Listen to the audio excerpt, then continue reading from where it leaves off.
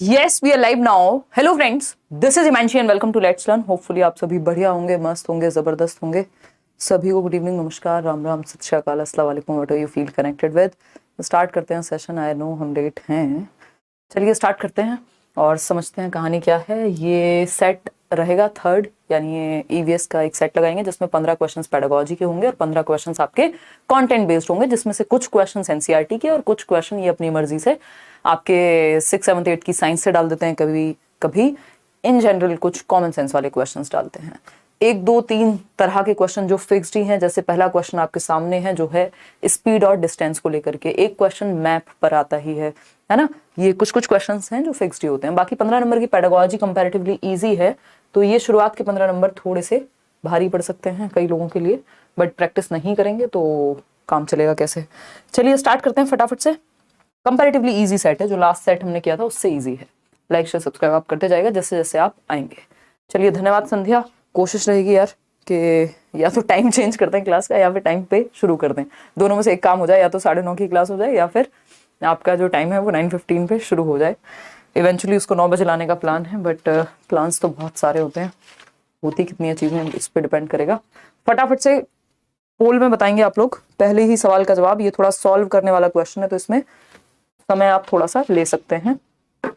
चलिए समझते हैं कहानी है क्या. ए ऑप्शन 68% लोग कह रहे हैं, जो कि एकदम गलत है. और जब मैं भी इसको एक बार बैठ के ऐसी देख रही थी तो सॉल्व किया तो यही निकल करके आया. बट ये आंसर सही है, लेकिन ये किलोमीटर पर आवर की स्पीड के हिसाब से सही है. प्रति घंटा पूछा होता तब ये सही थी. हमसे मीटर पर सेकंड पूछा है.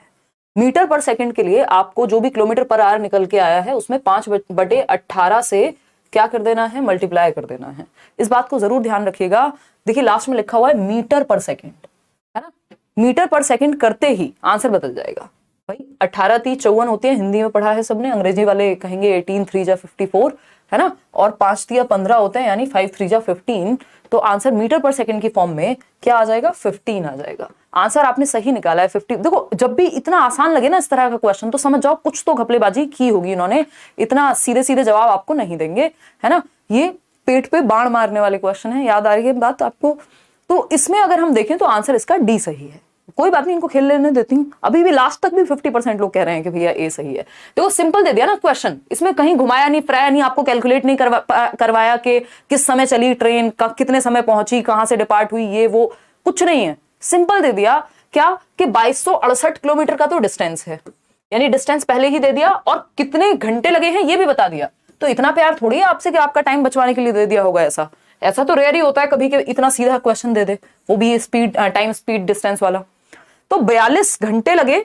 हमें पता है स्पीड निकालने के लिए एसडीटी का फॉर्मूला हम यूज करते हैं, स्पीड बराबर डिस्टेंस अपॉन टाइम. ठीक. अब सीधा सीधा जब आपने डिस्टेंस से इसको कर दिया क्या, और ये भी आप देख रहे हैं इवन नंबर्स में, जिसको 2 का पहाड़ा आता होगा वो भी सॉल्व करके 54 तो ले ही आएगा.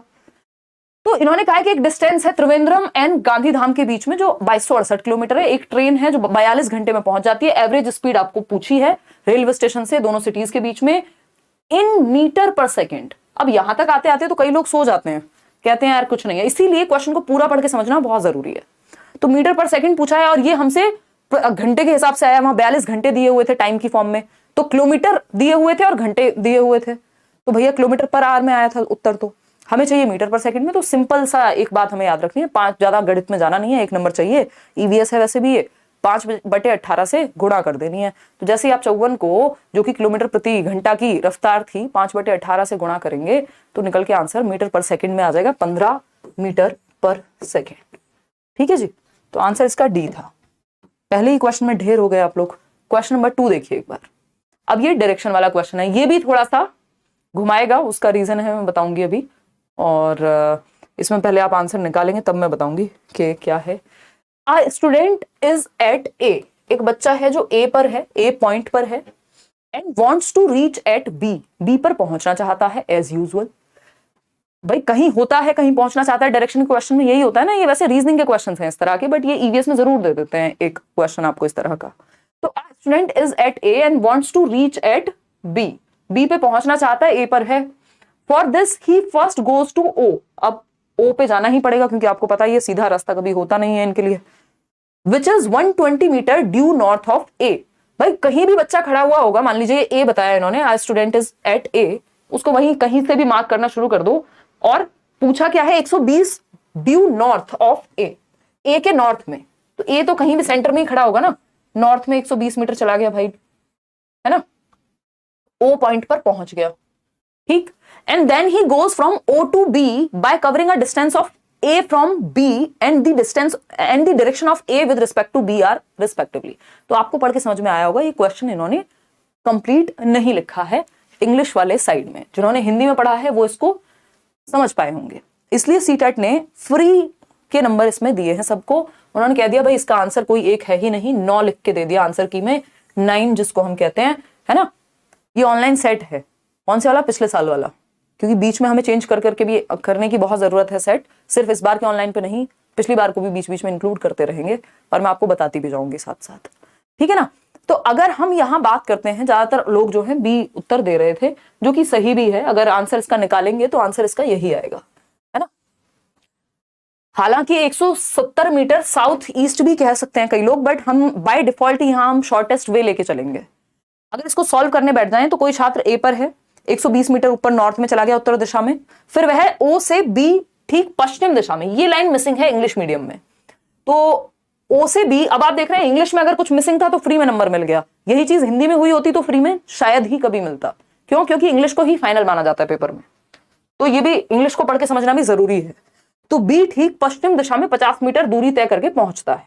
अब पश्चिम दिशा आपको पता है ये वेस्ट होगी, है ना, 50 मीटर की दूरी तय करके पहुंचेगा, ये हुआ 50 मीटर, बी पर पहुंच गया।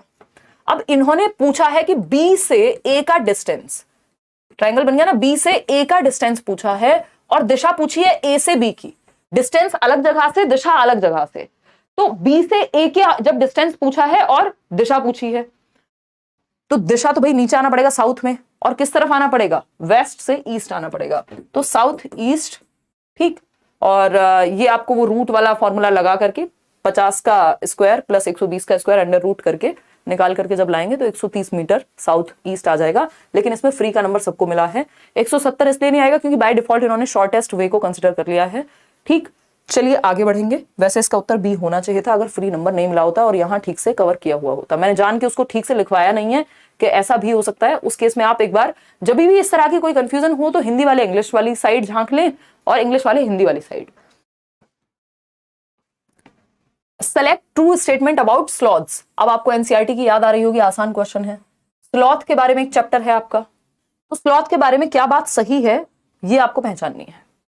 पहला ऑप्शन है sloth looks like a bear and spend almost 22 hours a day sleeping while hanging upside down on a tree branch. बात तो सही लग रही है कि जो स्लॉथ्स होते हैं वो एक भालू के जैसे दिखते हैं और लगभग 22 घंटे एक दिन में सोते हैं। नहीं, यही गड़बड़ हो गई, बाकी सारी बात ठीक थी कि अपसाइड डाउन होकर के यानी उल्टे होकर के पेड़ पे सोते हैं लटक करके, और बहुत ज्यादा सोते हैं ये भी बात सही है, बेयर के जैसे दिखते हैं ये भी बात सही है, बट 22 घंटे सही नहीं है। चिंपैंजी के जैसे दिखते हैं ये तो हवा में तीर हो गया। Sloths look like chimpanzee, again ये भी गलत। Sloths look like a bear and spend almost 17 hours a day sleeping while hanging upside down on a tree branch। यानी कि 17 घंटे सोते हैं एक दिन में और उल्टे होकर के पेड़ की ब्रांच पे लटक करके सोते हैं। ये बात एकदम सही है। स्लॉथ भालू जैसे दिखते हैं और दिन के लगभग 17 घंटे वृक्ष की शाखा पर उल्टे सिर लटका करके सोते हैं, है ना। वो गाना है ना मनाली ट्रेंड्स, तो पूरी दुनिया अपसाइड डाउन लगती है मैडम को, कुछ पदार्थ का सेवन, शायद ऐसी सी बात हुई होगी इनडायरेक्ट। तो यहाँ पे स्लॉथ की दुनिया वैसे ही बिना किसी पदार्थ के सेवन के अपसाइड डाउन रहती है। क्यों? क्योंकि वो उल्टा लटक करके ही सोता है। आप पिक्चर में देख पा रहे हैं, एनसीईआरटी में इसके बारे में बात है। तो वो उल्टा लटक करके सोता है, ठीक है ना। और स्लॉथ जो है कितने साल जीता है? 40 साल। ये सब पता होना चाहिए, कई बार क्वेश्चंस आ चुके हैं। और कैसे आएंगे? एक स्टेटमेंट दे देगा 40 साल सोता है, दूसरा स्टेटमेंट दे देगा 20 घंटे सोता है, 40 साल जीवित रहता है, कितने पेड़ बदलता है। तो ये सब आपको पता होना चाहिए, क्वेश्चन को कैसे भी घुमा करके दिया जा सकता है। तो स्लॉथ एक एनिमल है जो आपको दिखता है एक भालू के जैसा, looks like a bear but not a bear, और 40 साल जीता है। एक पेड़ पे लगभग 5 साल का समय व्यतीत करता है, क्योंकि 8 ट्रीज, लगभग 8 पेड़ों पे पूरा जीवन ये व्यतीत कर देता है 40 साल का। तो एक पेड़ पर 5 साल के करीब ऑन एन एवरेज ये रहता है। 8 से अगर हम डिवाइड करें 40 को तो 8 पंजे होते हैं 40। जब तक रहेगा उस पेड़ पे, कभी कभार हफ्ते में उतर करके आता है आराम के लिए, जब लटक के थक जाता है उसी पेड़ पे, जिस पेड़ पे रहता है वहां की पत्तियां खा लेगा, है ना, लीव्स वगैरह को खाएगा, और जब इनफ लीव्स खा चुका होता है तो दूसरे पेड़ पे मूव कर जाता है। ये करने के बीच में जो समय है वो 5 साल लगभग व्यतीत हो जाते हैं इसके जीवन के एक पेड़ पे। तो एक भालू की तरह दिखता है, 17 घंटे एक दिन में सोता है। आप में से कुछ लोग हो सकते हैं जो स्लॉथ्स हो, जो सोते ही रहते हो। The sloth eats the leaves of the same tree on which it lives. It hardly needs anything else. इसको कुछ और चाहिए नहीं, बस सो जाता है, लीव्स खा लेता है उठ के, एकदम मस्त मजे में रहता है ना। नेटफ्लिक्स एंड चिल करता रहता है ये आराम से बैठ करके पेड़ पे, मजाक कर रही हूँ, है ना। When you pour milk through a piece of cloth, cream remains on it. यही जब आप piece of cloth, जो कि एक कपड़ा है, उसके टुकड़े पर से दूध को छान रहे हैं एक तरह से अगर देखा जाए, तो क्रीम ऊपर रह जाती है।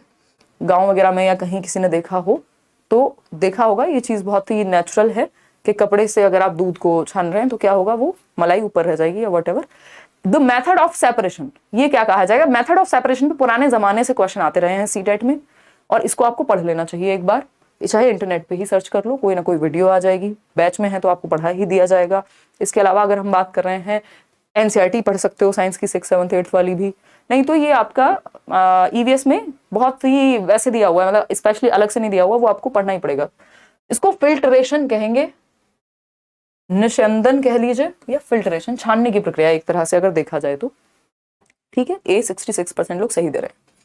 ठीक, बाकी अगर ये सीविंग होता है प्रॉपर, जो अब आप छन्नी का इस्तेमाल करते हैं जैसे चाय छानने के लिए, है ना। सेडिमेंटेशन, जब आपको लग रहा है कि कुछ कण हैं, ऐसे सेडिमेंट्स हैं जिनको जो नीचे पानी में ठहर जाते हैं और साफ पानी आप पी लेते हैं ऊपर से, वो सेडिमेंटेशन की प्रक्रिया हो गई।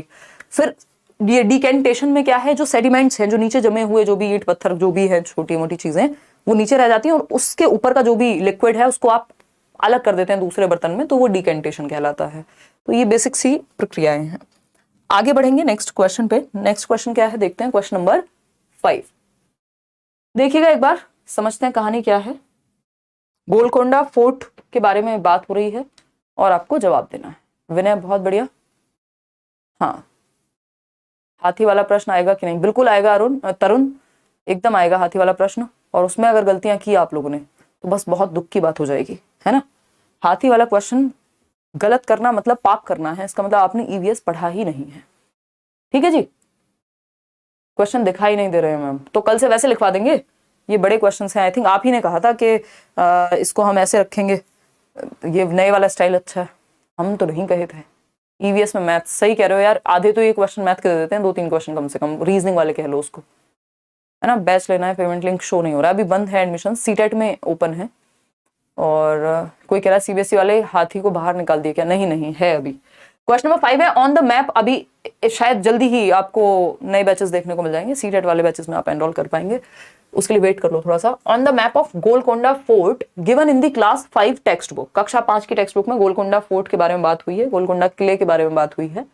1 centimetre distance is equal to a distance of 110 metres, यानी 1 सेंटीमीटर का डिस्टेंस यहाँ पर जब हम गोलकोंडा फोर्ट के मैप पे देखते हैं तो वो 1 सेंटीमीटर का जो डिस्टेंस है वो 110 मीटर के बराबर है। यानी एक्चुअल में अगर आप देखेंगे ग्राउंड पर, धरती पे अगर आप 110 मीटर चलेंगे तो गोलकोंडा फोर्ट की जो मैप है उसके अनुसार वो 1 सेंटीमीटर होगा। ठीक है, कुछ नहीं करना, आपको ज्यादा दिमाग नहीं लगाना, सिंपल गुणा करनी है। ठीक, on this map the distance between Fateh Darwaza and Jamali दरवाजा इज 10.7 सेंटीमीटर। अब दो दरवाजों के बीच का डिस्टेंस दिया हुआ है 10.7 सेंटीमीटर, और आपको बता दिया 1 सेंटीमीटर बराबर है 110 मीटर के। बस सिंपल गुणा करनी है आपको, क्या पड़ी है किसी चीज की, है ये करोगे बात खत्म। आ गया 1 किलोमीटर और 177 मीटर, सिंपल। डी+B के लिए रुक जाइए, नया बैच आ रहा है, जल्दी आ जाएगा, है ना, थोड़ा सा इंतजार कर लीजिए। 1.177 किलोमीटर्स, सिंपल आंसर है, कुछ नहीं किया, मल्टीप्लाई कर दिया, दैट्स इट। आगे बढ़ेंगे नेक्स्ट क्वेश्चन पे। तो ये आसान होते हैं क्वेश्चन, बट थोड़ा सा भय में आ सकते हैं कई लोग कि भाई ईवीएस में गणित दे देते हैं, बट 3 क्वेश्चन ऐसे मिल सकते हैं। आ ग्रुप ऑफ 3 स्टेट्स, अब ये भी क्वेश्चन फिक्स्ड ही है भाई, एक हमें पता है मैप का क्वेश्चन आ जाएगा, एक डायरेक्शन का क्वेश्चन दे देंगे, एक टाइम स्पीड डिस्टेंस का क्वेश्चन दे देंगे, एक ये जो ऐसा इस तरह का क्वेश्चन दे दिया मल्टीप्लिकेशन वाला। तो ये चारों क्वेश्चन बहुत ही कॉमन सेंसिकल क्वेश्चन थे, तो इससे आप बच नहीं सकते, इतना बेसिक गणित तो हमें चाहिए ही होगा ना। Question number 6, a group of 3 states having bay of Bengal on one side is. भाई एक तरफ भारत के जब हम नक्शा देखते हैं या मैप देखते हैं तो हमें पता है एक तरफ अरेबियन सी है, दूसरी तरफ बे ऑफ बंगाल है, बंगाल की खाड़ी, नीचे इंडियन ओशियन है, ठीक है ना। ये तो बेसिक बात है, हम ईवीएस पढ़ते समय भी ध्यान में रखते हैं। और मैं इसको कैसे समझाने की कोशिश करती हूँ कि AOB है ये। AOB बोले तो ईस्ट में अरेबियन सी, ओ बोले तो इंडियन ओशियन को लिख दिया है यहाँ पे, या AIB भी लिख सकते हो। AIB की बात करते हैं हम, इंडियन ओशियन है सेंटर में यानी साउथ में, बिल्कुल नीचे मैप में, और ईस्ट ये साउथ में हो गया, और बे ऑफ बंगाल उल्टा लिख दिया है। वेस्ट में आपका अरेबियन सी, ईस्ट में बे ऑफ बंगाल। तो हम ये देख सकते हैं, ऊपर नॉर्थ में आपको पता ही है कि फिर तो माउंटेन्स की बात हो जाएगी। तो अगर हम तीन साइड पानी की बात कर रहे हैं तो एक तरफ अरेबियन सी आपका वेस्ट में, ईस्ट में आपका बे ऑफ बंगाल है ही, इसलिए बे ऑफ बंगाल के पास हम देखते हैं ईस्टर्न स्टेट्स भी हैं, वो जो 7 सिस्टर स्टेट्स हैं नॉर्थ ईस्ट वाले, और ये जो साउथ में है इंडियन ओशन नीचे श्रीलंका वाले एरिया के आसपास। तो ये बेसिक सी बात है जो हमें ध्यान रखनी होगी। AIB से हम याद रख सकते हैं। AIB मैंने इसलिए लिखा है, अभी मैं मैप दिखाऊंगी तो आपको बेटर समझ में आएगा कि ये वाला जो मेरी, आपको पता ही है ड्राइंग स्किल्स कितनी खतरनाक है, तो ये बस समझने के लिए कि इधर आपका वेस्ट में अरेबियन सी, इंडियन ओशियन आए और बे ऑफ बंगाल ईस्ट में। तो ये AIB इसीलिए है कि आपको मैप को इसी तरह से दिमाग में रखना है, तो गलती नहीं हो सकती है, ठीक। तो खैर देखिए, कोशिश करिए जवाब देने की। सी ऑप्शन कह रहे हैं 62% लोग समझते हैं। अगर हम बात करें आंध्र प्रदेश की, महाराष्ट्र की, तो महाराष्ट्र तो भाई उधर हो ही नहीं सकता, बे ऑफ बंगाल मतलब उधर ईस्ट वाली साइड में होगा बंगाल की खाड़ी, ठीक। तमिलनाडु एक बार को हो सकता था, ओडिशा पॉसिबल है, केरला फिर इधर आ जाएगा, है ना। ओडिशा, आंध्र प्रदेश, तमिलनाडु समझ में आ रहा है, केरला नहीं, कर्नाटका। तो सी ऑप्शन ही सही है जो आप लोग दे भी रहे हैं, ओडिशा, तमिलनाडु और आंध्र प्रदेश बे ऑफ बंगाल के एक साइड में है, तट कह सकते हैं कि ये बंगाल की खाड़ी के तट पर है। इसको ऐसे भी आप देख सकते हैं अगर देखना चाहें तो। ये हुआ एक मैप, इस एक मैप को तो निकाल करके घर में और लगा ही लो, और नए वाला लगाना, क्योंकि अभी जब से बाइफर्केशन हुआ है लद्दाख और जम्मू एंड कश्मीर का, तो थोड़ा सा ये भी हमें यहाँ ध्यान रखना है। कई बार ये नेबरिंग स्टेट भी पूछ लेता है कि हिमाचल प्रदेश है लद्दाख के पास, या फिर ये पंजाब है, और आजकल तो एक वो क्वेश्चन यूटीज वाला भी पूछ रहा है। यूटीज समझ रहे हो ना, यूनियन टेरिटरीज। तो जब से वो लेह और लद्दाख, मतलब सॉरी लद्दाख और ये JNK अलग हुए, तब से ये क्वेश्चन घुमाने के लिए पूछ लिया जा रहा है। इसके अलावा अगर हम बात कर रहे थे, हम यही चर्चा कर रहे थे कि ये है अरेबियन सी आपका वेस्ट में, सेंटर में अगर या हम साउथ की बात करते हैं तो ये आपका इंडियन ओशियन यहाँ आ गया, ये लिखा हुआ है। और अगर हम ईस्ट की बात कर रहे हैं तो ईस्ट में of course Bay of Bengal ही होगा, और ये आपके 7 सिस्टर स्टेट्स आ गए, जो आपका समझने में आपके लिए मेघालय हो गया, त्रिपुरा हो गया, ठीक। तो बे ऑफ बंगाल इधर ईस्ट में। अब इसके हम तट पे देखें तो ओडिशा हो गया, आंध्र प्रदेश, नीचे तमिलनाडु, इन्हीं की बात हो रही थी। अगर अरेबियन सी के तट पे पूछ ले तो महाराष्ट्र, कर्नाटका, केरला, गुजरात, है ना। ये जो पेरिफेरी वाले, या हम कहें जो वाटर के साथ बाउंड्री शेयर हो रही है जहां पे भी, वो वाले स्टेट्स तो स्पेशली हमें ध्यान में रखने हैं। इधर चेन्नई भी फिर बे ऑफ बंगाल की तरफ ही चला जाएगा, ठीक। तो ये बेसिक सी बात है। तमिलनाडु, आंध्र प्रदेश, ओडिशा, यही 3 स्टेट्स के बारे में बात हुई थी। अभी आगे बढ़ेंगे नेक्स्ट क्वेश्चन पे। ये PDF में मिल जाएगा, PDF कब मिलेगा ये तो ईश्वरी जानते हैं। यार ये EVS की PDF करा दो सबसे पहले तीनों, क्योंकि 3 ही PDF हैं। ये EVS वाला कल करा देते हैं, don't worry. Suppose you are in Madhya Pradesh, आप कहाँ हैं? मध्य प्रदेश में हैं। अभी हमने मैप में देखा था, अभी दिखाएंगे। With respect to this state the direction of our countries thickest forest is, यानी कि मध्य प्रदेश में यदि आप हैं तो वहां से इस राज्य के सापेक्ष कौन से राज्य में हमारे देश के सर्वाधिक घने जंगल हैं? मध्य प्रदेश में ऑलरेडी हैं, और हमें पता है मध्य प्रदेश में बहुत ज्यादा जंगल ऑलरेडी हैं। अब उस केस में ज्योति हम क्या कहें, मतलब किस तरफ लेके, अब मध्य प्रदेश से मध्य प्रदेश की तरफ तो बात नहीं हो रही होगी, और ऑप्शन में भी ऐसा कुछ नहीं दिया हुआ है ना। बताइए, बी ऑप्शन कह रहे हैं 50% लोग। चलिए देखते हैं, फटाफट से समझने का प्रयास करते हैं। अलग अलग लोग, बी ऑप्शन 53% लोग, यानी नॉर्थ ईस्ट बिल्कुल सही है। जो वो उधर मेघालय, असम, वो वाला जो एरिया है नॉर्थ ईस्टर्न स्टेट्स का, चाहे छत्तीसगढ़ हो, मतलब छत्तीसगढ़ तो वहां नहीं आएगा, बट ईस्ट में अगर हम देखें मैप की साइड तो ऑलरेडी, क्योंकि मध्य प्रदेश में खड़े हैं तो मध्य प्रदेश को काउंट नहीं कर सकते यहाँ पे। और मध्य प्रदेश एरिया वाइज सबसे डेंस है, बट जंगल उधर भी घने हैं। तो नॉर्थ ईस्ट यहाँ पे एक सेफ ऑप्शन बनता है हमारे पास, क्योंकि उन्होंने एग्जैक्ट कोई एक जगह नहीं पूछी है। तो मध्य प्रदेश से अगर हम ये वाला एरिया देखें कि यहाँ पे कहीं जो है वो जंगल रहेंगे, तो नॉर्थ ईस्ट की तरफ ही पड़ेगा, चाहे वो हमारा असम हो, चाहे वो हमारा सिक्किम हो। ठीक, चलिए आगे बढ़ते हैं। क्वेश्चन नंबर 8 पर चलेंगे। माउंट एवरेस्ट की हाइट पूछ ली है, एनसीईआरटी में गिवन है, बट इसको भी ऐसे पूछ लिया कि कंफ्यूजन हो ही जाए एक बार को इंसान को देख करके। The height of the peak of mount Everest, mount Everest की चोटी की अगर हम बात करें तो कितनी ऊंचाई है, ये पूछा है, हिमालय पर्वत। तो हमने देखा हुआ है एनसीईआरटी में सिंपली गिवन है कितना, 72% लोग बी ऑप्शन कह रहे हैं, जो कि सही भी है ना। आप गूगल के थ्रू मत जाइएगा, इसको एनसीईआरटी को ही फॉलो कीजिएगा। एनसीईआरटी में I think to be precise 8848 metre लिखा होगा, तो उसके सबसे करीब जो है वो 8850 ही है, तो B option is the right answer. नहीं तो कई जगह पे आपको 8900 भी दिख जाएगा, बट आपको एनसीईआरटी के अकॉर्डिंग जाना है, तो 8848 जिसके सबसे करीब या क्लोज है 8850 बी ऑप्शन में मीटर। क्वेश्चन नंबर 9 देखिए, शूटिंग स्टार के बारे में बात हो रही है। कई लोग आप में से विश मांग लेते होंगे शूटिंग स्टार को देख करके, टूटता तारा, है ना।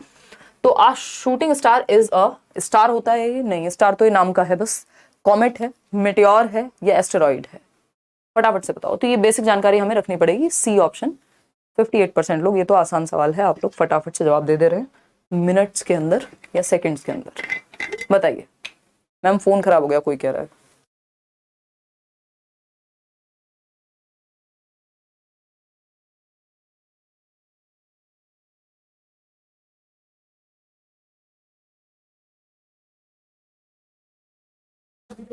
हाँ हाँ हाँ, चलिए आते हैं। C option 64%। उल्का पिंड कह रहे हैं कई लोग, बिल्कुल मेटेओर है ना, जो बेसिकली अर्थ के सरफेस से अगर टकराएगा तो फिर वो उसमें फायर एलिमेंट आ जाएगा और आपको लगता है मजे आ गए, बस विश मांगो, जैसे कि अभी निशा कह ही रही थी। तो एक मेटेओर है। क्वेश्चन नंबर 10 देखिएगा। क्वेश्चन नंबर 10 बताइए, एक बार जवाब दीजिए। मेरा फर्स्ट पेपर नहीं है, पढ़ने जा रही हूँ बीएड की वापस से। हाँ हाँ हाँ हाँ, कोई बात नहीं, जिनका पेपर 2 है उनको इसकी जरूरत ना के बराबर ही है, वो अपना एसएसटी या साइंस की एनसीईआरटी पढ़ें। Consider the following statements about the khejri tree, या खेजाड़ी ट्री बोल देते हैं इंग्लिश वाले, खेजड़ी वृक्ष के बारे में विशेषताएं पहचाननी है। This tree is mainly found in desert areas, Rajasthan में स्पेशली हम बात कर रहे थे, एक स्टोरी है एनसीईआरटी में राजस्थान में खेजड़ी ट्री के ऊपर, है ना। और वो बिश्नोईज वाली भी स्टोरी है, याद हो किसी को तो। फिर अगर हम बात करें, this tree can grow without much water, बिल्कुल सही बात है। वैसे भी अगर डेजर्ट एरिया में पाया जा रहा है तो कोई भी पेड़ डेजर्ट एरिया में तभी सर्वाइव कर पाएगा जब वो बहुत ज्यादा पानी की डिमांड ना करे, क्योंकि मरुस्थल है, यदि पानी की कमी है यदि पहले से ही, तो वहां पे तो रेगिस्तानी क्षेत्र में ऑलरेडी ही वो पेड़ सर्वाइव नहीं करेगा जिसको बहुत ज्यादा पानी की आवश्यकता होगी। This tree stores water in its trunk, वो फिर बनियन ट्री के बारे में बात हो रही है, याद आ रहा है ना। और एक और ट्री था ओक ट्री, तो वो आप देखिएगा कि ओक ट्री के बारे में बात हो रही है, जो वाटर ट्रंक में स्टोर करने वाली बात। The bark of this tree is used for making medicine and its wood is not affected by insects, ये बात एकदम सही है कि जो वुड है वो अफेक्ट नहीं होता, ज्यादा कीड़े नहीं खाते इसके लकड़ी को, खेजड़ी ट्री के। This tree has very few leaves, ये कहना गलत होगा क्योंकि इसमें एक अलग तरह की लीव्स होती हैं भर भर के, ठीक। तो ए बी और डी हमें यहाँ सही लग रहे हैं, सी और ई गलत है। उसका रीजन मैं आपको बता चुकी हूँ कि ये ओक ट्री के बारे में है, और दूसरा वेरी फ्यू लीव्स ऐसा नहीं है, वो भी ओक ट्री के बारे में ही है ना। बनियन ट्री वो होती है जो रूट्स उसकी नीचे लटकी हुई रहती हैं, वो रूट्स होती हैं। तो ये है खेजड़ी ट्री। ये सब एनसीईआरटी समरी में हम कर चुके हैं, और इस पे आप देख रहे हैं लीव्स की तो कहीं कमी आपको नहीं लग रही। और क्वेश्चन नंबर 11 पे चलेंगे। इसकी लकड़ी खराब नहीं होती, उस तरह से याद रख सकते हो।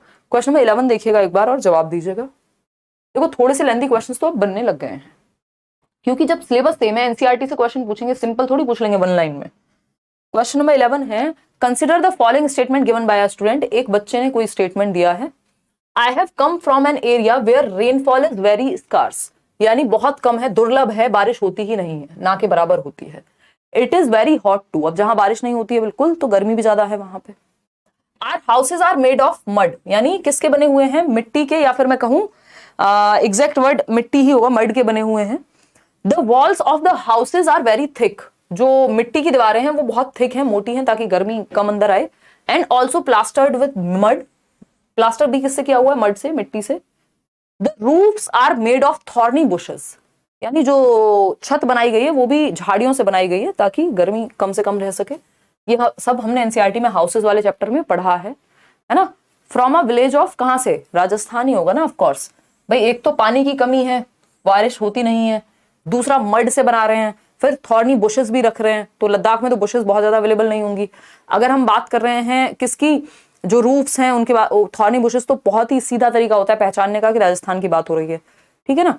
और थिक है, मड की दीवारें हैं, वो सारी बातें। असम में आपको पता ही है, फिर वो बैम्बू पिलर्स पे बनते हैं 3 to 5 मीटर की ऊंचाई पे घर, क्योंकि बारिश बहुत ज्यादा होती है। उत्तर प्रदेश में नॉर्मल घर बनेंगे, तो प्लेन वाला एरिया हो गया जिसमें हम बात कर चुके हैं। लद्दाख में अगेन फिर अलग तरह के घर थे, जिसमें फर्स्ट फ्लोर मतलब ग्राउंड फ्लोर पे एनिमल्स रहते थे, फर्स्ट फ्लोर पे लोग रहते थे।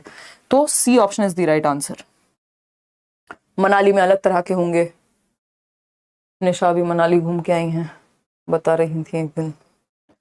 नहीं, हाँ देखिए क्वेश्चन नंबर 12 देखिए। क्वेश्चन नंबर 12 है, consider the following statement made by a student while giving her introduction in a meeting. एक बच्चा है, मीटिंग में इंट्रोडक्शन देते समय वो कुछ स्टेटमेंट कहता है, उसको पहचानना है कि किस बारे में है।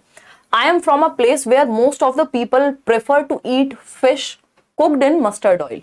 यानी ये बच्चा उस जगह से जहां ज्यादातर लोग फिश को खाना पसंद करते हैं, यानी मछली को खाते हैं, किसमें कुक करके, मस्टर्ड ऑयल में, यानी सरसों के तेल में, ठीक है ना। अगर हम बात करें सरसों के तेल में कुक करके खा रहे हैं मछली को, देखिए अगर मस्टर्ड ऑयल आ जाए तो समझ जाइएगा बात कश्मीर की हो रही है। अगर यहीं पे कोकोनट ऑयल लिखा होता तो हम केरला की तरफ चले जाते, है ना। केरला नहीं होता तो हम गोवा की तरफ चले जाते। लेकिन मस्टर्ड ऑयल में जब कुक करके खाने की बात हो रही है, मतलब ऑलरेडी ठंडी जगह होगी वो, ठीक है ना, तो कश्मीर की बात हो रही है। और ये एनसीईआरटी में बहुत अच्छे से गिवन है इसमें पूरी स्टोरी, ठीक। जब कोकोनट ऑयल की बात आ जाए तो केरला हो जाएगा। लिंगहू फेन याद आ रहा है मुझे, एक डिश कहाँ मिलता है भारत में, बताएंगे कमेंट करके फटाफट से। क्वेश्चन नंबर 13 बताइए एक बार। एलिफेंट वाला क्वेश्चन आ गया, कई लोग बेताब थे कि ये सवाल कब आए और कब हम इसको गलत करें, है ना।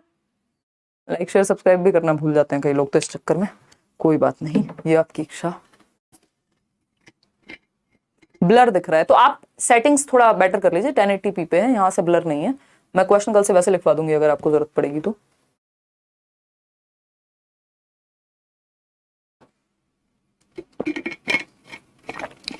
कोई तो बोल रहा है कि हिंदी में भी पढ़िए क्वेश्चंस के ऑप्शंस, ठीक है जी, हिंदी में भी पढ़ लेंगे। वैसे मैं हिंदी में बता देती हूँ आपको ट्रांसलेट करके। Select correct statement from the following options. An adult elephant can eat more than 2 quintals यानी 220 kilogram of green leaves and twigs in 1 day. यानी एक वयस्क हाथी जो है एक दिन में 2 क्विंटल तक जो है 200 किलोग्राम से भी अधिक हरे भरे पत्ते और झाड़ियां खा लेता है।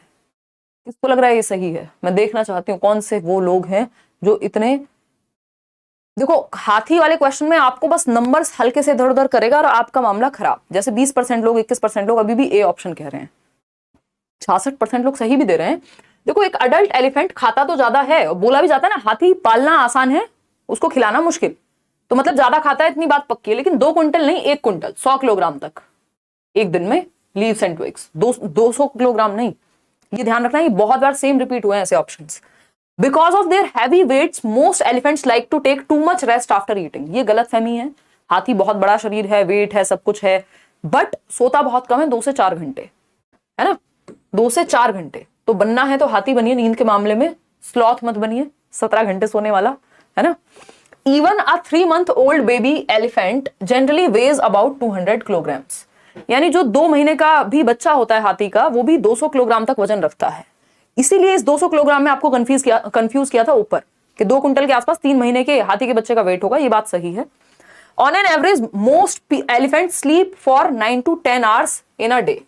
ये बात जो है एकदम खराब है कि 9 से 10 घंटे सो जाते हैं। मैंने अभी बताया 2 से 4 घंटे सोते हैं, और हैवी वेट होने के कारण बहुत लंबा रेस्ट चाहिए होता है। नहीं, और रेस्ट कैसे लेते हैं अगर रियल में हम देखें, रियल में अगर हम देखें तो रेस्ट वो मड से खेल के अपना लेते हैं। मतलब रेस्ट लेने का तरीका उनका कि वो गीली मिट्टी टाइप की चीजों से, मड से खेल के, कीचड़ में खेल के मजे करेंगे हाथी। तो ये कहा जा सकता है कि 3 महीने की आयु का जो बच्चा है उसका भार जो है 2 क्विंटल यानी 200 किलोग्राम के आसपास होगा। सिर्फ एक ही बात सही है, बाकी तीनों बातें गलत हैं इसमें। क्वेश्चन नंबर 14 देखिएगा। Select the group which can be recycled after use. अब ये क्वेश्चन बहुत ही कॉमन सेंस वाला क्वेश्चन है। ये आपको ऐसे अलग से किताब में नजर नहीं आएगा कहीं, बट आपको ये कॉमन सेंस से ही समझ जाएंगे आप। इसके आसपास के कुछ चैप्टर्स हैं। Select the group which can be recycled, मतलब वो ग्रुप रिसाइकल वाला आपको ढूंढना है जिसका चक्रण संभव है, रिसाइकल संभव है, जिसको रिक्रिएट कर सकते हैं आप। पॉलीथीन नहीं, पॉलीथीन बैग को इसलिए तो बैन किया जा रहा है कि रिसाइकलेबल उस हद तक है ही नहीं वो। बेडशीट्स हाँ हो जाएंगे, पेपर भी हो जाएगा, बैटरीज, मोबाइल फोन्स, उसमें भी कुछ एस्पेक्ट्स होंगे। तो ये ऑप्शन तो भाई एक भी अगर गलत ऑप्शन हुआ तो वो पेयर बन ही नहीं पाएगा। प्लास्टिक बॉटल आ गई है ना, कुछ रिसाइक्लेबल होंगी, सारी थोड़ी होंगी।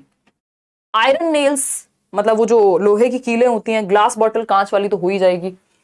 स्टील मग, कार्डबोर्ड बॉक्स ये भी पेपर का ही होगा, तो ये सब तो हो जाएंगे। आयरन नेल्स को भी आप कोई भी फॉर्म दे दो, तोड़ के फोड़ के वॉट पिघला के। Leather bag, wooden table, plastic waste, ना ना ना। तो ये फूलदान जो वास है वो भी नहीं होगा, प्लास्टिक का है ना। तो सी ऑप्शन एकमात्र सही उत्तर है। जो तीनों ऑप्शंस यहाँ पे या जो चारों के चारों आपके पेयर है, मतलब वो है ग्रुप पूरा सही बना है जो रिसाइक्लेबल है।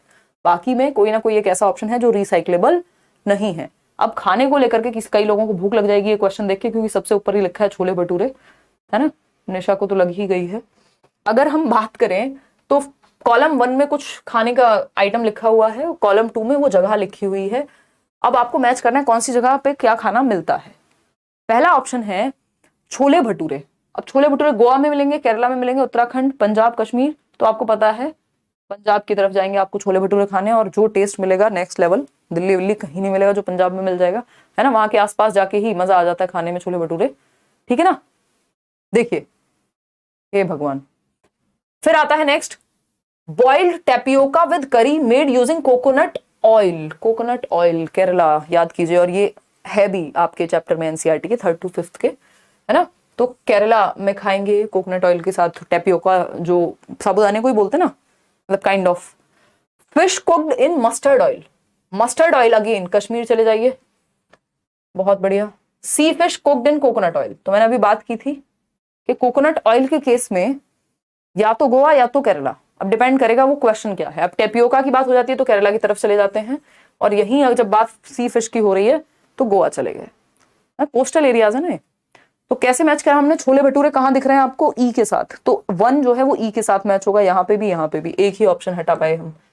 सेकेंड है बॉइल्ड टेपियोका, कोकोनट का यूज करके केरला में मिलेगा, तो बी का बी ऑप्शन कहाँ दिख रहा है, बी का डी दिख रहा है, ये भी गलत, बी का ए नहीं, बी का, तो सिर्फ डी ही ऑप्शन। तो ये एलिमिनेट करने का अच्छा तरीका होता है, जरूरी नहीं है कि चारों के चारों चेक करने पड़े, ठीक है जी। आगे बढ़ेंगे, D option is the right answer. Next question क्या है, क्वेश्चन नंबर है 16। अब आपके वो पेडागोजिकल क्वेश्चन शुरू हो गए, बाकी के 15 नंबर में आपका ये जो कंटेंट वाले क्वेश्चंस थे वो समाप्त हैं, और इसमें बहुत टॉपिक रिपीट होते हैं जो पेडागोजिकल क्वेश्चंस हैं। Select a suitable assessment task for class 4 students of EVS.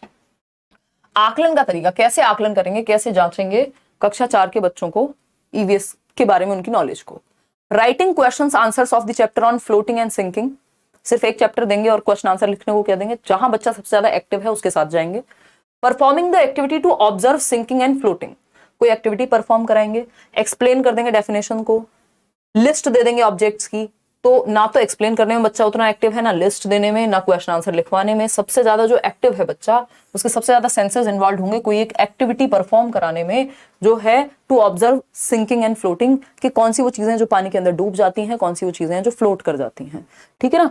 तो ये सबसे ज्यादा एक्टिव जो है बच्चा यहाँ पे होगा। तो परिभाषा कोई बहुत अच्छा तरीका नहीं हुआ, डूबने और तैरने की प्रक्रिया का अवलोकन करने के लिए क्रियाकलाप करना, एक्टिविटी करा दीजिए आप, वो सबसे बेटर तरीका है। जहां बच्चा सबसे ज्यादा एक्टिव है, चाहे वो असेसमेंट में हो चाहे वो लर्निंग के दौरान हो, वही तरीके बेस्ट हैं। क्वेश्चन नंबर 17 देखिए, और ये आसानी से कराया भी जा सकता है क्लास में, कि आप एक जार लेके आए जिसमें पानी हो, कुछ चीजों को डुबा करके दिखाएं, कुछ को घुलनशील दिखाएं, कुछ को तैरने वाली दिखाएं। क्वेश्चन नंबर 17 देखिए, art and craft should be integrated in EVS teaching because it promotes, यानी जो आर्ट एंड क्राफ्ट है, कला एवं कौशल का समावेशन पर्यावरण अध्ययन में करना चाहिए, क्योंकि यह क्या प्रोत्साहित करता है। यानी आर्ट एंड क्राफ्ट एजुकेशन से आप डिफरेंट चीजें बना रहे हैं, पेपर से या डिफरेंट चीजों से, जो भी वेस्ट मटेरियल है आसपास, उसको इंटीग्रेट करने का क्या रीजन है ईवीएस की कक्षा में।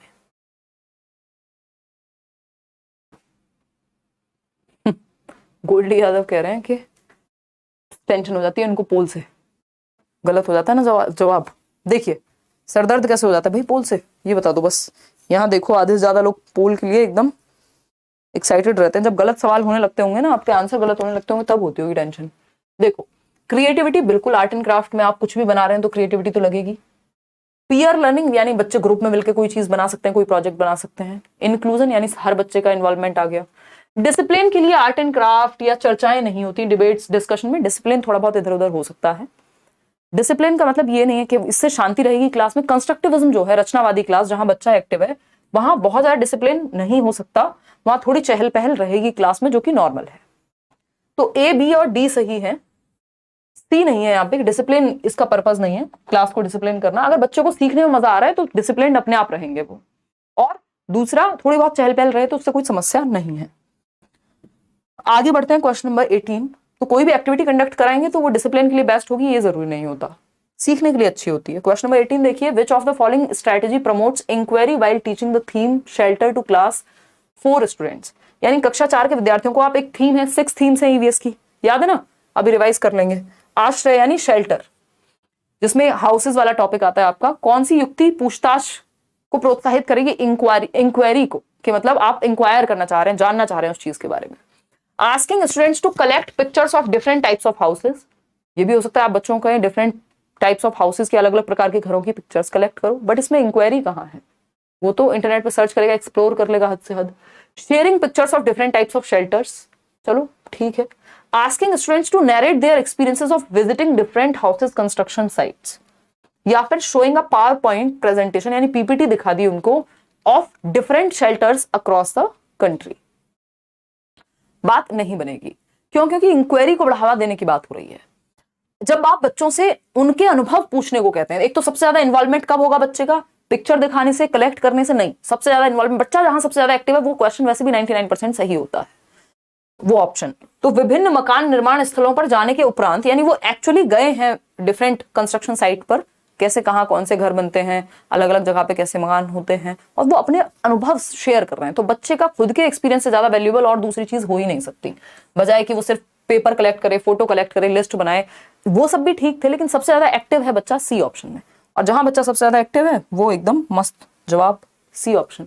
तो इंक्वायरी इसमें ज्यादा होगी ना, क्योंकि जब वो रियल साइट पे जाएगा, 4 सवाल पूछेगा, वहां जो लोग काम कर रहे हैं उनके बारे में जानेगा, कैसे कोई चीज होती है उसको जानेगा। क्वेश्चन नंबर 19 देखिए, EVS the primary classes is a subject area which integrates. यानी ईवीएस में प्राइमरी लेवल पे कौन से सब्जेक्ट एरियाज हैं जो इंक्लूड होते हैं या इंटीग्रेट होते हैं या समाहित होते हैं या एकीकरण है? 3 सब्जेक्ट्स का एकीकरण है ईवीएस में प्राइमरी लेवल पे, बताइए कौन सा? पर्यावरण अध्ययन, ईवीएस को एनवायरमेंटल स्टडीज कहते हैं, एनवायरमेंटल साइंस नहीं कहते प्राइमरी लेवल पे, ये भी ध्यान रखना है। पहला ऑप्शन है the concepts and issues of science and environmental education, यानी सिर्फ साइंस और एनवायरमेंटल एजुकेशन के। तीसरा सब्जेक्ट मिस हो गया इसमें, सोशल साइंसेज नहीं लिखा हुआ है। Concept and issues of social science, सिर्फ सोशल साइंस नहीं है, 3 सब्जेक्ट अगेन याद रखने हैं। The concepts and issues of science and social science, भाई 3 सब्जेक्ट हैं ईवीएस में, वो क्या है? The concepts and issues of science यानी विज्ञान विषय भी है, सोशल स्टडीज भी है, सामाजिक अध्ययन जिसको कहते हैं, और एनवायरमेंटल एजुकेशन भी है। तो ये 3 सब्जेक्ट्स का इंटीग्रेशन है, इसलिए आप देख रहे हैं, क्योंकि बच्चा क्या है, अपने एनवायरमेंट को इंटीग्रेटेड फॉर्म में देखता है, एक होल फॉर्म में देखता है। वो पेड़ को देखिए ये नहीं कहता कि ये ज्योग्राफी का हिस्सा होगा, या फिर अगर हम बात करें एनवायरमेंट का हिस्सा होगा, और वो किसी जगह को देख के ये नहीं कहता कि ये तो ज्योग्राफिकल एरिया, ये गर्मी वाला है या ऐसा है। वो ज्योग्राफी, साइंस, ईवीएस इनमें तोड़ के नहीं देखता, वो एनवायरमेंट की तरह देखता है अपने आसपास की चीजों को एक यूनिट के रूप में, जिसमें हमने 3 अलग अलग सब्जेक्ट को जोड़ दिया। एनवायरमेंट का ही हिस्सा हो गए साइंस, सोशल साइंस और सोशल स्टडीज और एनवायरमेंटल एजुकेशन। तो ये एक बात हो गई। वो 6 थीम्स कौन सी हैं, कोई बताना चाहेगा? 6 थीम्स आपकी प्राइमरी लेवल पे, जिसके आधार पे आपकी सारी किताबें लिखी हुई हैं। अभी रुक जाना, पोल मत देना, सुनती तो हो ही नहीं, फोन में लगी रहती हो। वाह, देखिएगा, हटा दो एक बार। वो जो 6 थीम्स है, अभी 10 क्वेश्चन रह गए बस, डोंट वरी। ये हमारी क्लास जो है, देखिए अगर हम बात करें, भाई आज क्लास हुई थी आपकी ऐप पे, जो लोगों ने मिस की हो उनको बोल देती हूँ। ईवीएस का हमें पता है 6 थीम्स पे बेस्ड है आपकी सारी किताबें, और पूरा प्राइमरी का सब्जेक्ट जो भी आपका सिलेबस है, वो 6 थीम्स कौन सी हैं? याद ही है सबको? फिर भी मैं एक बार रिमाइंड करा देती हूँ। फूड, वाटर, इससे भी पहले हम एक थीम पढ़ते हैं। भाई पहले आपका जन्म हुआ कहाँ? फैमिली एंड फ्रेंड्स के बीच, है ना, फैमिली में, फैमिली एंड फ्रेंड्स, ये एक थीम है। फिर फूड, खाना भी चाहिए, वाटर, पानी भी पियोगे खाने के बाद, पीना नहीं चाहिए बट आपको ऐसे ही याद रखना है, आधे घंटे बाद, 1 घंटे बाद पी लेना, है ना। Family and friends, food, water, shelter, रहने को एक घर भी चाहिए, सिर्फ फूड वाटर से नहीं चलेगा, ठीक है ना। और कहाँ कहाँ क्या करोगे? ट्रैवल भी करोगे, सिर्फ एक जगह रह के तो मजा आएगा नहीं, घूमने को भी चाहिए आपको, जैसे निशा घूमती रहती है। ट्रैवल, और क्या थीम है भाई? Family and friends, food, water, shelter, travel, और याद आ रहा है कुछ? सब अलग अलग जवाब दे रहे हैं इसमें, बहुत बढ़िया। हाँ, मुझे नहीं पता, कोई कह रहा है, बहुत ही बढ़िया, आग लगा दिए हैं आप। Family, friends, food, water, shelter, things we make and do. एकदम सही बात है या गलत बात है? हाँ, इसमें भी जवाब आपके अलग अलग तरह के आ रहे हैं। Family and friends, food, water, shelter, travel, things we make and do, बिल्कुल सही बात है, ठीक बात है, एकदम ठीक बात है।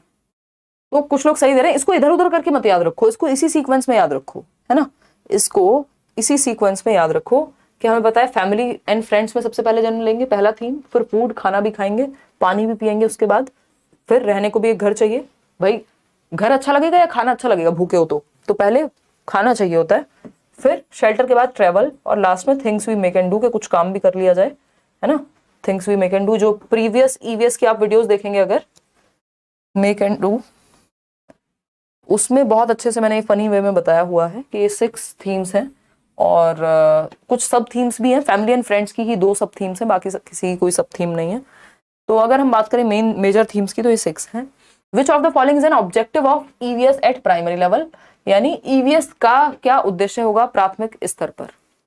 निम्न में से प्राथमिक स्तर के पर्यावरण अध्ययन का क्या उद्देश्य है? सेंसिटाइज करें हम लर्नर्स को to issues related to gender discrimination, यानी भाई जेंडर भी क्या है, समाज, एनवायरमेंट का हिस्सा है ना बच्चे के लिए, तो लैंगिक भेदभाव से संबंधित मुद्दों पर सीखने वालों को संवेदनशील बनाना। कि जो जेंडर डिस्क्रिमिनेशन है, भाई बहन का घर में हम देख रहे हैं कि भाई को ज्यादा फेवर किया जा रहा है या बहन को कम फेवर किया जा रहा है, व्हाटएवर, ठीक है ना। अगर हम बात करें तो ये बात एकदम सही लग रही है। To develop simple models from locally available materials, ये कोई ऑब्जेक्टिव नहीं है पूरे प्राइमरी लेवल का 6 से 11 वर्ष तक के बच्चे के लिए कि सिर्फ वो सिंपल मॉडल बना ले locally, one of the objective हो सकता है। To gradually prepare students for upper primary science concepts, ये एकदम खराब बात है, ये सिर्फ कोई यही उद्देश्य नहीं होता कि आप अपर लेवल पे जाने के लिए वो प्रिपेयर हो जाएं। To orient students towards occupational choices available in their locality, जिसको बहुत लोग सही मान रहे हैं। विद्यार्थियों को उनके आस पड़ोस में उपलब्ध व्यावसायिक विकल्पों की ओर अभिमुख करना। भाई बच्चे हैं प्राइमरी लेवल के, उनके आसपास ऑक्यूपेशनल चॉइसेस क्या हैं, ये आप 11th-12th में जाके बात करेंगे तो अच्छा भी लगेगा, है ना। अवेयर कराने की भी बात नहीं कही, इन्होंने कहा टू ओरिएंट, मतलब उस तरफ उनका ध्यान लेकर के ही जा रहे हैं, बिल्कुल जैसे उनको चूज करना हो, करियर काउंसलिंग थोड़ी होगी। तो सबसे महत्वपूर्ण क्या है कि बच्चे को हम सेंसिटाइज कर सकें उसके आसपास की सराउंडिंग के प्रति, और उसमें से एक ऑप्शन जेंडर की बात इन्होंने यहाँ ए ऑप्शन में की हुई है। इसलिए आप देखते हैं ईवीएस में 3rd to 5th की प्रॉपर एक चैप्टर है डेडिकेटेड, जिसमें बात हुई है सेंसिटाइजेशन की, कि कैसे हम एक दूसरों को जाति के आधार पे, जेंडर के आधार पे, इनकम के आधार पे, भाषा के आधार पे अलग थलग महसूस ना कराएं, है ना। जिसमें वो कहानी भी है गांधी जी वाली और वो सारी चीजें।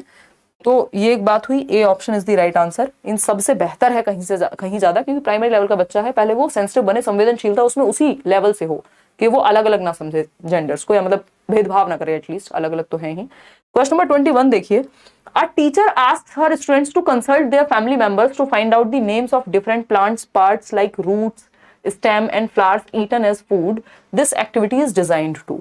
शिक्षिका ने अपने विद्यार्थियों को भोजन के रूप में ग्रहण किए जाने वाले पौधों के विभिन्न भागों जैसे जड़, तना एवं पुष्पों के नाम जानने के लिए अपने परिवार के सदस्यों से परामर्श करने के लिए कहा। यानी टीचर ने कहा है कि भाई तुम थोड़ा सा घर पे आज बात करना कि कैसे कैसे तुम्हारी दादी बताएंगी, मम्मी बताएंगी कि रूट्स क्या होती हैं, पिताजी बताएंगे स्टेम कौन सी होती है, एक फ्लावर में घर में कुछ पौधे लगे हुए होंगे, तो फैमिली मेंबर्स से जाकर के वो इंटरेक्ट करेगी, मतलब बच्चा एक्टिव है और नॉलेज का निर्माण कर रहा है।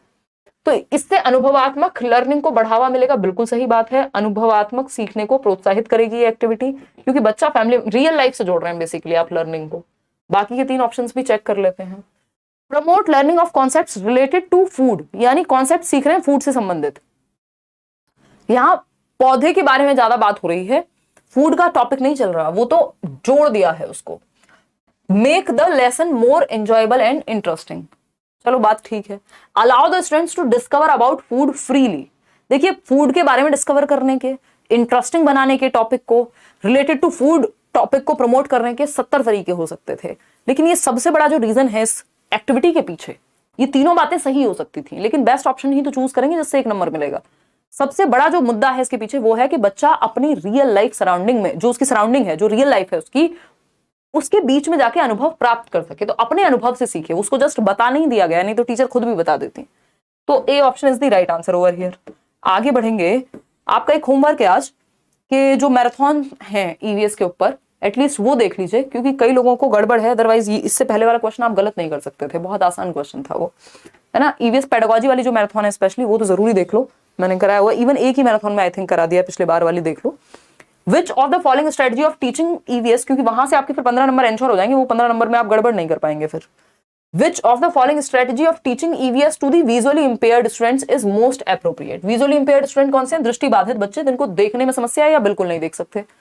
उस केस में कौन से तरीके से पढ़ाएंगे? टैक्टाइल मटेरियल, ब्रेल लिपि, है ना, make a mixed peer group in class, allow more time to finish a task, break the task into parts and teach the parts separately। इन सबसे ज्यादा बेटर क्या होगा भाई? ये एडीएचडी वाले बच्चे के साथ करते, या सबके साथ भी कर सकते हो, कोई दिक्कत नहीं, लेकिन स्पेशली लिखा है विजुअली इंपेयर्ड बच्चा है, तो सबसे बेहतर तरीका होगा use more of tactile teaching learning material, यानी ऐसे टीएलएम यूज कीजिए जो टेक्टाइल हो, जो स्पर्शी हो, जिनको टच और फील किया जा सके। बच्चे को आप कोई भी चीज दे रहे हैं तो उसको टच एंड फील करने के लिए उसको हाथ से टच कराइए, या ब्रेल लिपि का इस्तेमाल कराइए किसी चीज के लिए। ब्रेल लिपि खुद में टेक्टाइल मटेरियल होती है, तो D option is the only right answer, क्योंकि पूछा था स्पेसिफिकली विजुअली इंपेयर्ड बच्चे के लिए। बाकी चीजें तो आप नॉर्मल बच्चे के लिए भी करो, उसके लिए भी कर दो, कोई दिक्कत नहीं है।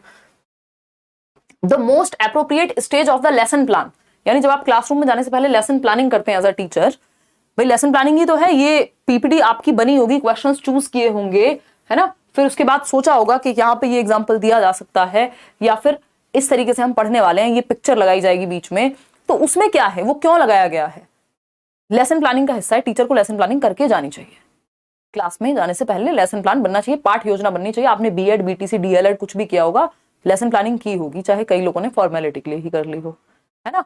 कोई कह रहा है 21 में डी क्यों नहीं होगा, अभी डिस्कस कर लेंगे, पहले जवाब दे दो इसका। 21 पे दोबारा चल लेंगे, डोंट वरी, बता देंगे 21 में डी क्यों नहीं होगा, क्योंकि वो मोस्ट एप्रोप्रिएट नहीं लग रहा होगा वहां पे।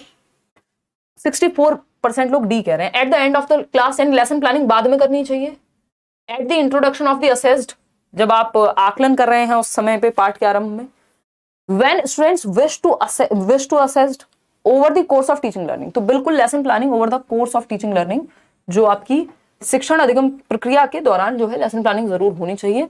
और बेसिकली लेसन प्लानिंग नहीं पूछा, इन्होंने पूछा कुछ और है, क्वेश्चन फिर से पढ़ते हैं, मैं भी आज थोड़ी थकी हुई हूँ।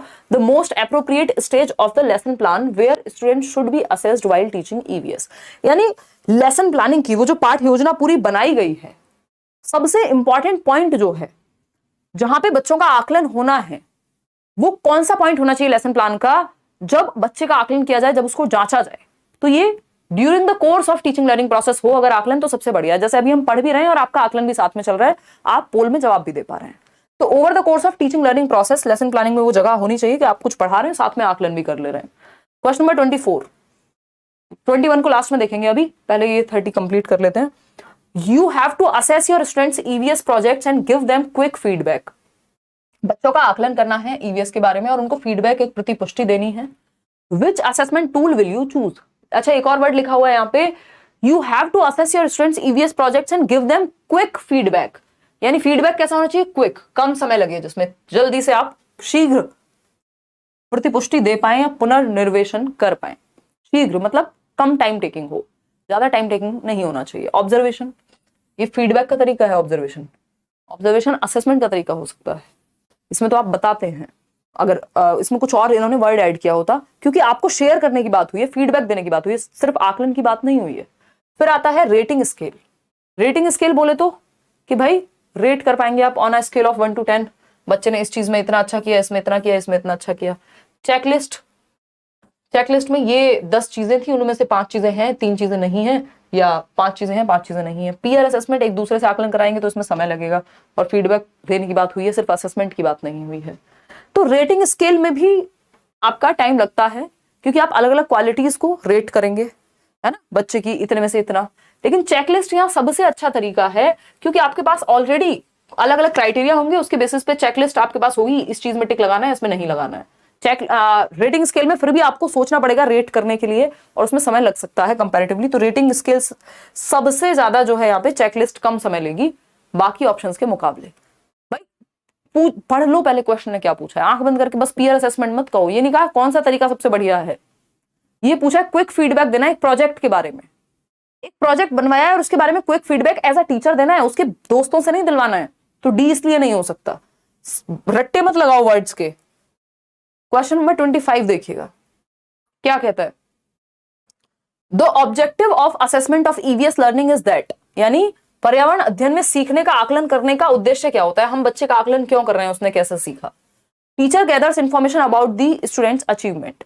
देखिए objective of assessment of EVS यानी जो सीख चुका है उसका आकलन। It is a way of teaching rather than evaluation. It provides feedback about students progress in mastering new knowledge. It informs about students learning to provide support for the next step. ये भी सही है, ये भी सही है, ये भी सही है, ये भी सही है, चारों सही है। गलत तो कोई है ही नहीं, है ना, गलत तो कोई है ही नहीं। हाँ, शालिनी कह रही है मानसी दी आप बहुत अच्छा पढ़ाती हैं, आपके नोट्स और क्लास से सीटेट क्लियर हो जाएगा। बिल्कुल हो जाएगा शालिनी, है ना, मतलब आप ये बता रहे हैं, ये पढ़ने में थोड़ा कम्युनिकेशन गैप हमारे बीच आ जाता है ना, हो सकता है आप ये कह रहे हो कि हो ही जाएगा टाइप वाली बात, ठीक है ना, बिल्कुल हो जाएगा, कोई दिक्कत नहीं है। बस प्रीवियस ईयर साथ में करते रहना है, मतलब वो हम कर ही रहे हैं साथ में, बस क्लास एक क्लास भी डेली अटेंड कर लोगे ठीक से, और जो बाकी काम है नोट्स का प्रीवियस ईयर का मैराथन वगैरह देख लो यार थोड़ा। आपकी क्लास की नोटिफिकेशन नहीं मिल पाती है मैम, आपकी क्लास की नोटिफिकेशन नहीं मिल पाती है। हाँ मैं समझ रही हूँ राहुल, आजकल ये हो जा रहा है क्योंकि कभी आगे पीछे चल रही है क्लास।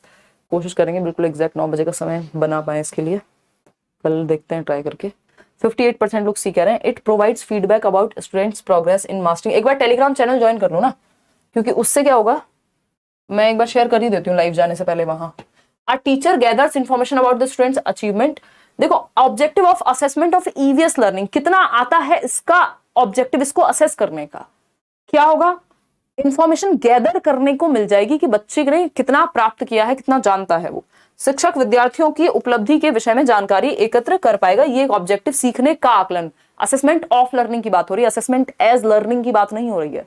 जो सीख लिया है उसका आकलन, तो उससे क्या होगा, इंफॉर्मेशन आ जाएगी टीचर के पास कितना बच्चे ने अचीव किया है उसके बारे में जानने की। अदरवाइज ये चारों ऑब्जेक्टिव सही है, ये चारों ऑब्जेक्टिव होते हैं जब हम बच्चे को असेस कर रहे होते हैं, लेकिन ये देखना है आपको कि पूछा क्या है भाई। असेसमेंट एज लर्निंग पूछा है, progress in mastering for learning पूछा है, it informs about students learning to provide support for the next step, ये भी एज लर्निंग में ही या फॉर लर्निंग का पार्ट हो जाएगा। ऑफ लर्निंग पूछा है तो एक ही उत्तर यहां सही है कि कितना आता है, क्या अचीवमेंट है उसका पता लग जाएगा आपको।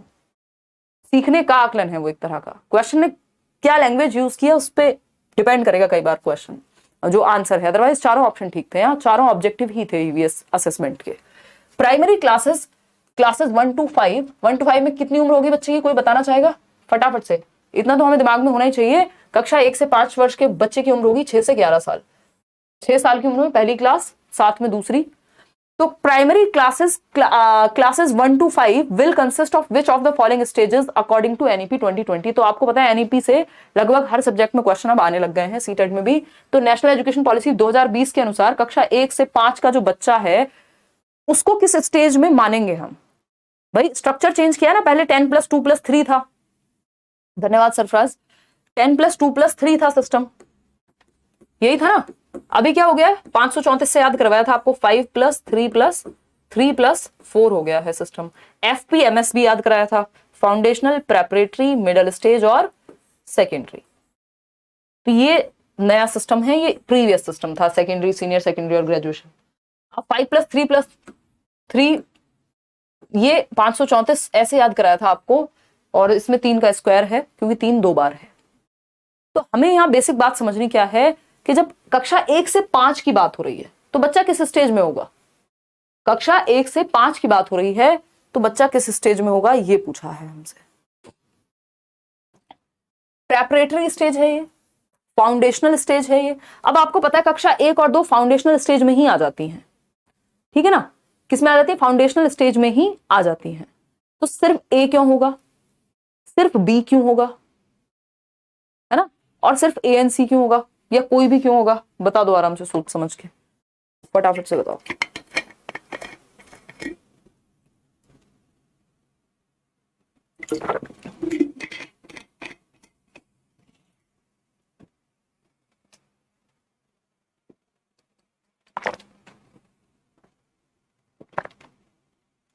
तो 55% लोग सही उत्तर दे रहे हैं, 24% लोग पता नहीं क्यों ये कह रहे हैं। अब हमें पता है कि FPMS है, फाउंडेशनल अब ये 5 साल में शुरुआत के 3 साल तो हो गए बाल वाटिका के लिए, फिर क्लास 1 और क्लास 2 हो जाएगी यहीं पे, तो फाउंडेशनल भी आ गए इसमें। फिर 2 से जो 3, 4, 5 जो कक्षा 3, 4, 5 है वो यहाँ पे खत्म होंगी, तो फाउंडेशनल और प्रेपरेटरी दोनों शामिल हो गए। मिडिल स्टेज तो फिर वो 6th to 8th वाली हो जाएगी, तो मिडिल स्टेज यहाँ नहीं आएगी, फाउंडेशनल और प्रेपरेटरी ये दोनों आ जाएंगी। तो ए एंड सी कहीं दिया हुआ है, हाँ, तो C option is the right answer, A और सी। मिडिल स्टेज में कक्षा 1 से 5 के बीच में कुछ नहीं आएगा। कक्षा 1 से 5 कहाँ आएगा, ये बहुत अच्छा क्वेश्चन उन्होंने पूछा है, जिसको नॉलेज नहीं होगी वो इसमें ढेर होना है हर हालत में, क्योंकि हमें पता है शुरुआत के 5 साल, इन 5 साल को भी कैसे तोड़ा हुआ है, फाउंडेशनल पीरियड जो है जिसको हम बुनियादी स्तर कह रहे हैं, इस बुनियादी स्तर में शुरू के जो 2 साल हैं वो किस स्टेज के लिए हैं, शुरू के 3 साल इवन एज 3 से लेके 6 तक, वो है आपके आंगनवाड़ी, बाल वाटिका, वो जो अर्ली चाइल्डहुड केयर वाली स्थिति है वो है वहां पे कि 3 साल का बच्चा, फिर 4, 5, 6 तक वहां रहेगा, फिर 6 साल से पहली कक्षा, फिर 7 में दूसरी, फिर उस तरह से आपकी नेक्स्ट स्टेज आ जाती है, क्योंकि 5 साल तो खत्म हो गए ये वाले, 3 साल बाल वाटिका के, 2 साल कक्षा 1 और 2 के, फिर जो बाकी के 3 साल हैं, तीसरी, चौथी, पांचवी, वो प्रेपरेटरी में आ जाएगी। तो सिंपल आंसर है ए एंड सी का। मिडिल स्टेज में फिर आपका 6 to 8 वाला बच्चा जाएगा। क्वेश्चन नंबर 27 देखिए एक बार, क्वेश्चन नंबर 27 देखिए। क्वेश्चन पहले जैसा लगाइए स्क्रीन पे, अजीत कल से करा देंगे वो, ये मुझे भी थोड़ा सा मतलब ये अच्छा लगता है जब छोटा क्वेश्चन हो, लेकिन बड़े क्वेश्चन में उसमें थोड़ा सही डिवीजन हो जाता है, इसमें फिर छोटा हो जाता है फॉन्ट आपका।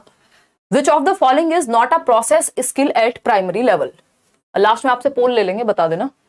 विच of the following is not a process skill eight primary level, process skill आपको पता है जिसमें थिंकिंग, रीजनिंग, इमेजिनेशन, इस तरह की स्किल्स आपकी यूज होती हैं, उनको प्रोसेस स्किल कहा जाता है। मैंने ये जो मैराथन है ईवीएस की उसमें बताया हुआ है, जैसे ऑब्जर्वेशन हो गया, इन्फरेंस, बाद में कंक्लूजन निकालना है, मैपिंग है ईवीएस में, है ना, और इस तरह की जो चीजें और भी 2-4 इसमें हैं, एग्जैक्टली मैं रिकॉल नहीं कर पा रही हूँ। तो मैपिंग बिल्कुल आएगा, मैपिंग में आपका जो ब्रेन है वो यूज होगा अच्छे से, कौन सी दिशा में कौन सी चीज है, कौन सा स्टेट है, ऑल प्रोसेस स्किल में आता है। डिफाइनिंग वेरिएबल ऑपरेशनली नहीं। रिकॉलिंग फैक्ट्स बिल्कुल भी नहीं। टेस्टिंग हाइपोथेसिस मतलब not a process skill, sorry उल्टे चल रहे हैं हम इसमें। रिकॉलिंग फैक्ट्स जो है बिल्कुल एक प्रोसेस स्किल का हिस्सा नहीं होना चाहिए कायदे में। रिकॉलिंग फैक्ट्स नहीं, इस क्वेश्चन में कुछ तो कहीं गड़बड़ लग रही है मुझे। क्वेश्चन नहीं है पूछा है, नहीं है पूछा है, नहीं है पूछा है, तो फिर तो रिकॉलिंग फैक्ट्स के साथ ही हम जाएंगे। टेस्टिंग ऑफ हाइपोथेसिस भी चल जाएगा। डिफाइनिंग वेरिएबल्स ऑपरेशनली, चलो इसमें भी बच्चा एक्टिव है, मैपिंग में भी हम मान लेंगे, लेकिन फैक्ट्स को रिकॉल करना कोई प्रोसेस स्किल नहीं है, इसमें कोई बहुत ज्यादा थिंकिंग स्किल नहीं लग रही है। डी के साथ जाएंगे। इसमें आई थिंक ऑफिशियल आंसर में इन्होंने गड़बड़ की हुई है, बट इसका आंसर रिकॉलिंग फैक्ट्स के साथ ही हम जाएंगे, क्योंकि कई बार गड़बड़ हो भी जाती है। क्वेश्चन नंबर 28 देखिए, विच इज अ सब theme under theme family and friends. मैंने आपको बताया फैमिली एंड फ्रेंड्स में सब थीम है, और उसके बाद फूड में सब थीम्स है, बाकी किसी में सब थीम नहीं है, यानी थीम के अंदर भी थीम, जो 6 थीम्स थी। तो things we make and do, अब इसमें सिंपल तरीका है, जो मेजर थीम्स है उनको एक साइड कर दो।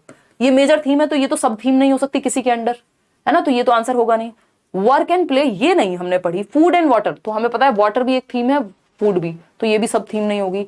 शेल्टर भी एक बड़ी थीम है, तो एक ही उत्तर बचता है वर्क एंड प्ले। जिनको नहीं भी पता था सब थीम क्या है वो भी एलिमिनेट करके इस आंसर तक पहुंच सकते थे। वर्क एंड प्ले ये आपकी फैमिली एंड फ्रेंड्स की थीम के अंदर आ जाएगी। क्वेश्चन नंबर 29 देखिएगा, ये क्या कहता है। Question number 29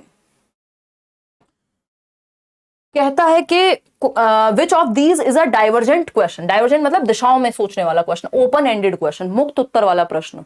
A teacher of EVS will ask her students to promote creativity। रचनात्मकता वैसे भी डीसी साथ में चलते हैं, सीसी साथ में नहीं चलते। डीसी समझ रहे हो ना, डाइवर्जेंट थिंकिंग और क्रिएटिविटी। तो रचनात्मकता कुछ नया सोचने के बारे में कौन सा एक टास्क अच्छा है जो बच्चों को दिशाओं में सोचने के लिए कहेगा। पहला ऑप्शन है what are the steps of harvesting onions starting from sowing onion seeds in the soil. कौन से स्टेप होते हैं जब आप प्याज की फसल लगा रहे हैं, तो बोने से लेके काटने तक के स्टेप पूछे हैं। तो स्टेप में तो आपको याद रहना चाहिए, कुछ नया थोड़ी बना दोगे कि आप कुछ क्रिएटिवली बोओगे इस बार। अनियन जो है, अनियन को एकदम अलग तरीके से लगाओगे, तो उसके तो फिक्स्ड स्टेप हैं। ये तो क्लोज एंडेड क्वेश्चन हो गया, यानी ये तो कन्वर्जेंट थिंकिंग लगेगी इसमें। What step will you take to reduce air pollution in metro cities like Delhi. अब इसमें दिमाग खुलेगा, इसमें आप अंतहीन चीजों पर सोच सकता है बच्चा दिशाओं में। कोई पहले से डिफाइंड स्टेप्स नहीं है, यस और नो का आंसर नहीं है, 4 ऑप्शन नहीं बताने, मल्टीपल चीजें सोच सकता है अलग अलग दिशाओं में, ओपन एंडेड क्वेश्चन, क्रिएटिविटी आएगी बच्चों की निकल करके। तो ये बात बिल्कुल सही लग रही है। Will you separate salt from, how will you separate salt from salt, sorry salt from salt solution. अब ये भी एक प्रोसेस है फिक्स्ड, जिसमें वो बता देगा, ये वाला कॉन्सेप्ट आप यूज कर लीजिए। Why leaves have green colour, अब इसका भी रीजन होगा, वन वर्ड आंसर हो जाएगा या डेफिनेशन हो जाएगी। लेकिन ये लिमिटेड नहीं है, इसमें बच्चे की क्रिएटिविटी बाहर निकल के आ सकती है। बी ऑप्शन, कि अगर मेरे जो पिताजी हैं वो अकेले गाड़ी लेके जाते हैं सुबह, माता जी को भी साथ ले जाएं अगर दोनों जॉब पे जाते हैं तो, या फिर पब्लिक ट्रांसपोर्ट का यूज कर लें, या आसपास सारे जो नेबर्स हैं वो 4-4 लोग एक साथ जाने लगे काम पे, या वॉटेवर, मतलब वो बहुत सारी दिशा उसमें हो सकती है सोचने की। क्वेश्चन नंबर 30 देखिए, आज के लिए लास्ट क्वेश्चन है। The dynamic, holistic and experiential nature of EVS. Holistic बोले तो समग्र है, डायनेमिक है, चेंज होता रहेगा, फ्लेक्सिबल है, एक्सपीरियंशियल यानी अनुभव देता है, रियल लाइफ से जोड़ता है। Learning by students is best assessed, कैसे आकलन करेंगे इस चीज का, बच्चे को एक्टिव रख के ही करेंगे जब नेचर इतना एक्टिव है किसी सब्जेक्ट का। तो पेन पेपर टेस्ट करा के, ओरल टेस्ट करा के, जी नहीं। रेटिंग स्केल, चलो रेटिंग स्केल कुछ हद तक सही है, लेकिन बहुत कम समय में या उस तरह का कुछ क्वेश्चन तो पूछा होता हमसे। भाई आपको ये देखना है सब्जेक्ट भी एक्टिव है और उसको एक्टिवली असेस कैसे कर सकते हैं। तो हमारे पास जब ऑप्शन है तो हम इसके साथ जाएंगे ऑथेंटिक असेसमेंट स्ट्रेटेजीज। तो ऐसी रियल लाइफ से जुड़े कई सारे टास्क हो सकते हैं जो इसमें आ जाएंगे ऑथेंटिक असेसमेंट स्ट्रेटेजीज में, जिसमें आप बच्चे के अनुभव, कोई प्रोजेक्ट या कुछ इस तरह का उससे बनवा सकते हैं, जिसमें वो होलिस्टिकली अपनी सारी नॉलेज को यूज कर पाए और एक्टिवली वो ज्यादा एक्टिव हो बजाय कि सिर्फ ओरल टेस्ट से या सिर्फ रेटिंग स्केल से। तो ये एक बेसिक सी बात हुई। सेशन आपको पसंद आया होगा। ये पीडीएफ आपको टेलीग्राम पे मिल जाएगी। किसी को 21 नंबर क्वेश्चन में किसी ने कहा था कि डी क्यों नहीं हो सकता, एक बार देखते हैं। हाँ, ये है क्वेश्चन नंबर 21, पढ़ते हैं एक बार। लास्ट क्वेश्चन है, कल मिलेंगे। कल पूरी कोशिश है कि 9 बजे मिले। अच्छी लग रही है आप, अच्छा धन्यवाद ज्योति जी। थकान की हमारे हालत खराब है। देखिए, a teacher asks her students to consult their family members, यानी एक टीचर है जो पूछती है कि फैमिली मेंबर्स को भाई कंसल्ट कर लो जाकर के, to find out the names of different plant parts like roots, stem and flowers. Basically एक सिंपल बात क्या है कि शिक्षिका ने अपने विद्यार्थियों को भोजन के रूप में ग्रहण किए जाने वाले पौधों के भिन्न भागों जैसे जड़, तना एवं पुष्पों के बारे में, कि भाई आप टमाटर खाते हो तो वो क्या होता है, या जो भी किसी भी फॉर्म में अगर फ्लावर्स यूज हो रहे हैं फूड में तो वो कौन से पार्ट को क्या कहते हैं, ये पूछा है। कौन सी एक्टिविटी इसके लिए डिजाइन होनी चाहिए, तो आप कह रहे थे कि allow the students to discover about food freely. अब यहां पर क्या ये क्वेश्चन इसलिए कि फ्रीली एक्सप्लोर करने के लिए तो घर वालों से पूछने की कोई जरूरत नहीं थी। सिर्फ घर वाले थोड़ी जो फ्रीली एक्सप्लोर करने देंगे। आप बच्चे को किसी बगीचे में भेज सकते थे, है ना, कोई मूवी देखने को कह सकते थे, खुद से नेचर में ऑब्जर्व करने को कह सकते थे, है ना। बहुत सारे तरीके थे कि फूड के बारे में फ्रीली अगर डिस्कवर करना है तो ट्रैवल करके भी कर सकते थे, 70 तरीके थे। लेकिन क्योंकि आप उसके जीवन से जुड़ना चाह रहे हैं, इसी को एक्सपीरियंशियल लर्निंग कहते हैं, कि अनुभव के आधार पर सीखना, वो भी अनुभव फैमिली मेंबर्स से जाकर के डायरेक्ट कनेक्ट करना, कम्युनिटी रिसोर्स जिसको हम बोलते हैं, तो ज्यादा अप्रोप्रिएट ऑप्शन जो है वो ए है। ये तो मैंने आपको शायद बताया भी होगा जब हम बात कर रहे थे कि 4 ऑप्शन सही हैं। और ऐसे पेडागोजी के आज बहुत सारे क्वेश्चन थे जिसमें 4 ऑप्शन सही हैं, लेकिन आपको बेस्ट चूज करना पड़ेगा एग्जैक्टली किस तरफ लेके जा रहा है क्वेश्चन आपको। तो वो हिंट दे देता है जब फैमिली मेंबर्स से जुड़ने की बात हो रही है, यानी आपके अनुभव, आपकी रियल लाइफ से जुड़ने की बात हो रही है। आउट ऑफ 30 क्वेश्चंस कितने ठीक हुए वो आप कमेंट करके बताएंगे। और कई लोग 29 कह रहे हैं, बहुत बढ़िया है ऐसे सेट में अगर आपके 29 क्वेश्चंस, क्योंकि इसकी पेडागोजी भी कंफ्यूज करती है कई बार ईवीएस की। और ये टेलीग्राम चैनल पे आपको जो तीनों क्लास का पीडीएफ है, पहले ईवीएस का मिलेगा फिर बाकी क्लासेस का मिलेगा। कई सारे पीडीएफ पेंडिंग है इस बार, है ना। चलिए ध्यान रखिए अपना, कल मिलते हैं। Bye bye. 9:50